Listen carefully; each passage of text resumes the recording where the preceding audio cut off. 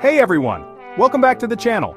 If you've ever tried budgeting but found it too complicated or hard to stick with, you're not alone. A budget is one of the most powerful tools for taking control of your finances, but it only works if it's practical and realistic. In today's video, I'll walk you through how to create a budget you'll actually stick to, step by step. Let's get started. First things first, you need to know exactly how much money you're bringing in each month. And I mean everything. Your salary, sure, that's the big one. But also, any side hustles you got going on, driving for Uber, delivering food, selling crafts online, whatever it is, add it to the pile. Don't forget those smaller sources of income too. Maybe you get a few bucks in dividends each month, or you rent out a parking space. Every little bit counts when you're building a clear picture of your income. I like to use a simple spreadsheet for this, but you can use whatever works best for you, a budgeting app, a notebook, whatever helps you stay organized. The key is to be accurate and consistent. Remember, this isn't about judging your income, whether it's high or low. It's about taking control of your money and making it work for you. And that starts with knowing your starting point.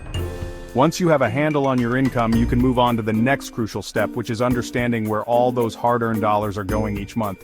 That's where tracking your expenses comes in, and we'll dive into that in detail in the next chapter. But for now, focus on getting that income number down pat. It's the foundation of your entire budget. This is where the rubber meets the road, folks, tracking your expenses. This is where most people get tripped up, and I get it. It can feel tedious, even a little scary at first, but trust me, it's absolutely essential. Think about it. If you don't know where your money is going, how can you possibly make a plan to manage it effectively? Now, you might think you have a pretty good idea of your spending habits, but I challenge you to actually track everything for a month. You might be surprised by what you find. Those daily coffees, those impulse buys at the checkout line, those subscriptions you forgot you were even paying for, they all add up. Again, you can use a spreadsheet, an app, even just a good old-fashioned notebook for this. The important thing is to be diligent. Write down every single expense, no matter how small, and categorize them: housing, transportation, food, entertainment, etc. This step is crucial because it gives you a crystal clear picture of your spending patterns. You'll start to see where you might be overspending and where you have room to cut back. And that's powerful information. Once you have a good handle on your spending, you can start to make informed decisions about where you want your money to go. And that brings us to the next step, which is setting financial goals. We'll cover that in the next chapter.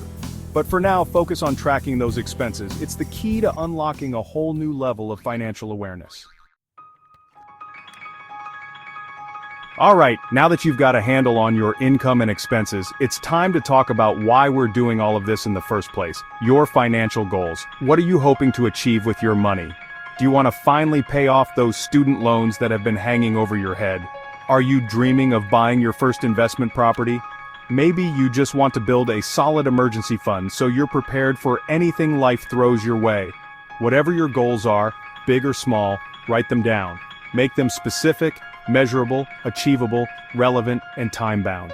You've probably heard of SMART goals before. Having clear financial goals gives your budget purpose. It's much easier to stick to a budget when you have a clear vision of what you're working towards. Think of it like this. If you're training for a marathon, you don't just aimlessly start running every day. You have a training plan, a target race date, and a goal time in mind. Your budget is your financial training plan. So, take some time to really think about your short-term and long-term financial goals. Do you want to save for a down payment on a house in the next 5 years? Do you want to retire early and travel the world? Once you have a good understanding of your goals, you can start to tailor your budget to help you achieve them. And that's where choosing the right budgeting method comes in, which we'll cover in the next chapter. But for now, get those financial goals down on paper and let's start turning those dreams into reality. Okay, so you know your income, you're tracking your expenses, and you've set some awesome financial goals. Now it's time to choose a budgeting method that's actually going to work for you.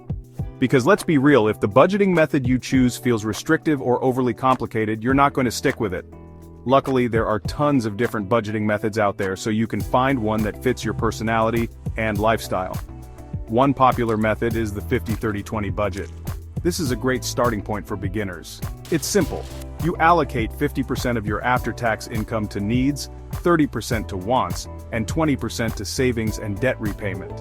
Another popular method is the envelope system. This is a more hands-on approach where you literally divide your cash into different envelopes for different spending categories each month. This can be really helpful for people who tend to overspend on certain categories. Then there's zero-based budgeting, where you assign every single dollar a job at the beginning of each month. This method gives you a lot of control over your spending and can be really effective for people who are serious about getting out of debt or saving for a big goal. These are just a few examples, and there are plenty of other budgeting methods out there. The key is to find one that resonates with you, and that you can see yourself sticking with long term. Don't be afraid to experiment and try different methods until you find one that clicks. Remember, budgeting is not one size fits all. It's about finding what works best for you and your financial situation. Once you've chosen your budgeting method, it's time to put it into action. And one of the best ways to do that is to automate your savings, which we'll cover in the next chapter. Alright, we're getting down to the nitty-gritty of making your budget work for you, and that means automating your savings. This is one of the most powerful things you can do to ensure you're consistently working towards your financial goals. Think about it. If you have to manually transfer money to your savings account every month, it's easy to skip it, especially if you're busy or feeling a little strapped for cash. But when you automate your savings, you're essentially taking your willpower out of the equation. The money is automatically transferred to your savings or investment accounts before you even have a chance to spend it. It's like paying yourself first. Start by setting up automatic transfers from your checking account to your savings account each month. You can even set up automatic transfers to your investment accounts like your Roth IRA or your brokerage account. The key is to make it as easy as possible for yourself to save. And the beautiful thing about automating your savings is that you won't even miss the money that's being transferred. It's like magic. Plus, when you automate your savings, you're more likely to reach your financial goals faster. It's the power of compound interest in action. So, take a few minutes today to set up automatic transfers and watch your savings grow effortlessly. Now, even though we're automating things, it's still important to review and adjust your budget regularly, which brings us to our final step in the next chapter. Congratulations! You've made it to the final step in creating a budget that actually works. But here's the thing about budgets. They're not meant to be static documents that you create once and never look at again. Life happens. Your income might change, your expenses might fluctuate, and your goals might evolve. That's why it's crucial to review and adjust your budget regularly. I recommend doing a quick check-in once a month, and then a more thorough review every 3 to 6 months. During your monthly check-ins, take a look at your spending, and make sure you're staying on track. Are you sticking to your budget categories? Are there any areas where you're consistently overspending? If so, don't beat yourself up about it. Just make adjustments as needed. Maybe you need to tweak your budget categories or find ways to cut back in certain areas. And during your more thorough reviews, take some time to reassess your financial goals. Are you still on track to reach them? Do you need to make any adjustments to your savings rate or your investment strategy? Remember, your budget is a living document. It should evolve and adapt as your life changes. Don't be afraid to experiment and make adjustments until you find a system that works perfectly for you.